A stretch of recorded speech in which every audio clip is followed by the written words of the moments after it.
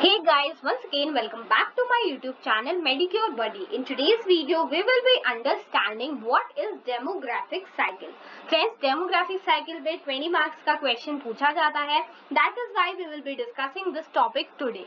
First of all, to understand demographic cycle, आपको demography का मतलब समझना पड़ेगा. तो demography का क्या मतलब होता है? Demographic is the study or scientific study of human population. ठीक है, it is the scientific study of human population. Population में किस किस चीज की स्टडी की जाती है? Changes in the population, composition of the population, distribution of the population space. ठीक है, इन सारी चीजों की स्टडी की जाती है. और ये कैसे की जाती है? With the help of surveys और डिफरेंट तरीके से स्किल्स की हेल्प से ये सारी स्टडी परफॉर्म की जाती है. ठीक है, नाउ डेमोग्राफिक साइकिल हमें समझनी है. डेमोग्राफिक साइकिल क्या है?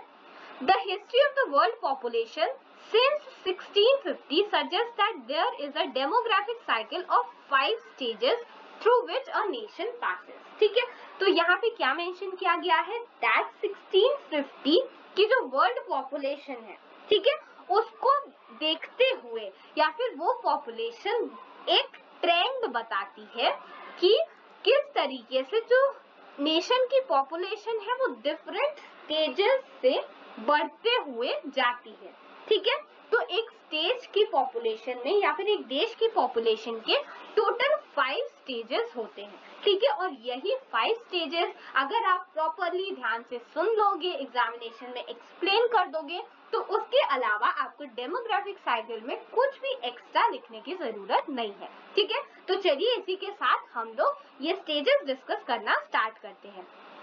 The first one is known as first stage या फिर हाई स्टेशनरी. ठीक है, आपको इसको बहुत आसानी से मैं एक्सप्लेन कर दूंगी. हाई का मतलब होता है बढ़ा हुआ एंड स्टेशनरी मतलब एक देश की पॉपुलेशन बढ़ी हुई है और उसी लेवल पे स्टेशनरी है. ठीक है, ये कैसे होगा? यहाँ पे कैरेक्टरिस्टिक क्या है? हाई बर्थ रेट और हाई डेथ रेट. ठीक है, एक पॉपुलेशन में बहुत सारे लोग पैदा हो रहे हैं और बहुत सारे लोगों की डेथ हो रही है, but still the population is stationary. क्यों? क्योंकि डेथ रेट और बर्थ रेट दोनों हाई है. ठीक है, ये दोनों एक दूसरे को कैंसिल कर देंगे, बट स्टिल क्योंकि जो बर्थ रेट है वो हाई है और population was already at its peak, तो वो पॉपुलेशन ऑलरेडी उस जगह पर बनी रहेगी at the high level and it is stationary. ठीक है, तो अगर हाई बर्थ रेट है और हाई डेथ रेट है तो पॉपुलेशन कैंसिल कर देगी एक दूसरे को, but it will still remain stationary. And just because of that the first stage of the demographic cycle is known as high stationary. ठीक है, आप सबको ये सारी चीजें एक्सप्लेन हुई, समझ में आ गई? Now let's move on and discuss the second stage. What is the second stage? Second stage का नाम है early expanding. ठीक है, early expanding. early expanding में क्या है? early मतलब जल्दी एंड एक्सपैंडिंग मतलब पॉपुलेशन जो है वो बढ़ रही है, एक्सपैंड कर रही है. इसमें क्या है? The death rate begins to decline while the birth rate remains unchanged. Now आपको ये सारे पॉइंट्स अब ऊपर वाले पॉइंट के रिस्पेक्ट में समझने होंगे. ठीक है, तो डेथ रेट जो है ये कम होना स्टार्ट हो जाता है. मतलब पहले डेथ रेट बढ़ा हुआ था, हाई डेथ रेट था, बट अब ये डेथ रेट जो है वो कम हो रहा है, but the birth rate remains unchanged. मतलब बर्थ रेट अभी भी हाई है पर डेथ रेट कम हो गया. दैट मीन्स जो पॉपुलेशन है अब वो बढ़ जाएगी क्योंकि लोग पैदा ज्यादा हो रहे हैं और लोगों की डेथ कम हो रही है. तो अब क्योंकि पॉपुलेशन बढ़ेगी बट ये इनिशियल स्टेज है बढ़ने का, so we will call it early expanding. ठीक है, तो सेकेंड स्टेज जो है इसको हम कहते हैं अर्ली एक्सपैंडिंग स्टेज. ठीक है, now talking about the third stage. Third stage का नाम होता है लेट एक्सपैंडिंग. नाउ अब आपको फिर से इसको सेकेंड स्टेज के रिस्पेक्ट में समझना है. दैट डेथ रेट यहाँ पे क्या कर रहा था? Begins to decline while the birth rate remains unchanged. यहाँ पे क्या है? The death rate decline still further and the birth rate tends to fall. तो यहाँ पे डेथ रेट जो है वो और कम हो गया, मतलब लोगों की डेथ होना और कम हो गई, बट बर्थ रेट भी अब कम हो रहा है, ठीक है। Birth and the birth rate tends to fall. तो इसमें क्या है, यहाँ पे भी पॉपुलेशन अभी भी बढ़ेगी। आपको सिर्फ इसके रिस्पेक्ट में बात नहीं करनी है, ठीक है।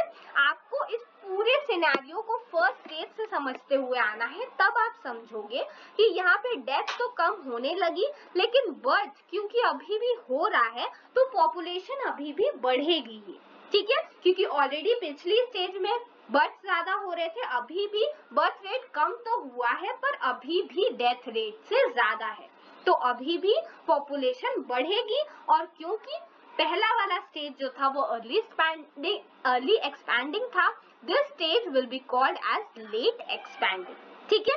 Now let's move on to the fourth stage and that is low stationary, ठीक है। इसमें क्या होगा, this stage is characterized by low birth and low death rate with result that the population becomes stationary।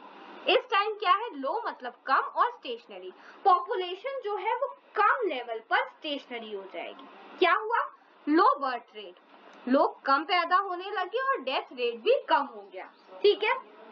तो अब population जो है वो एक स्टेशनरी लेवल पे मेंटेन हो जाएगी। और जैसा कि हमने पहले हाई स्टेशनरी पढ़ा था, हाई स्टेशनरी क्या था, जब बर्थ रेट और डेथ रेट दोनों हाई थे और उनकी वजह से पॉपुलेशन स्टेशनरी थी।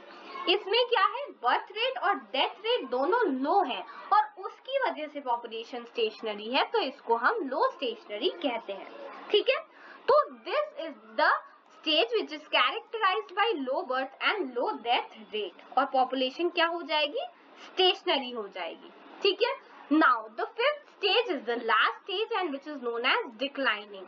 इसमें क्या होता है, the population begins to decline because birth rate is lower than the death rate. Now this is the declination phase, जहाँ पे क्या होगा, लोग पैदा होने कम हो जाते हैं किसी भी कंट्री में और डेथ रेट और कम हो जाता है, ठीक है। मतलब the population begins to decline because birth rate is lower than death rate, मतलब जितने लोगों की डेथ हो रही है उनसे भी कम लोगों की बर्थ हो रही है, मतलब उनसे भी कम लोग पैदा हो रहे हैं। तो इस कंडीशन में क्या होगा, जो पॉपुलेशन है वो डिक्लाइन करने लगेगी, कम होने लगेगी, and this stage is considered as declining population, क्योंकि अब तो ओवरऑल कंट्री की पॉपुलेशन तो कम हो जाएगी बिकॉज लोगों की डेथ ज्यादा हो रही है और लोग पैदा भी कम हो रहे हैं, तो इसे हम डिक्लाइनिंग स्टेट कहेंगे या फिर fifth stage of the population,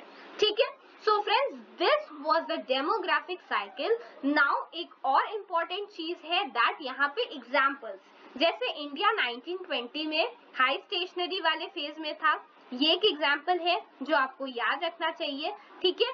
also यहाँ पर भी साउथ एशिया, अफ्रीका का एग्जाम्पल आप याद रख सकते हो। थर्ड स्टेज के लिए you can remember China and Singapore, ठीक है। यहाँ पर UK, Denmark, Sweden and Belgium का एग्जाम्पल आप याद रख सकते हो, and here east European countries, ठीक है।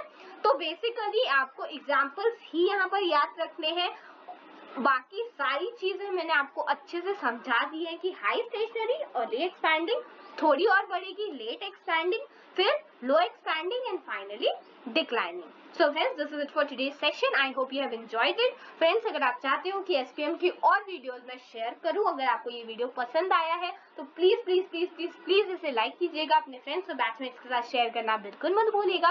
Also friends, do not forget to subscribe Medicure Buddy and hit the bell icon so that you never miss any updates. Thank you.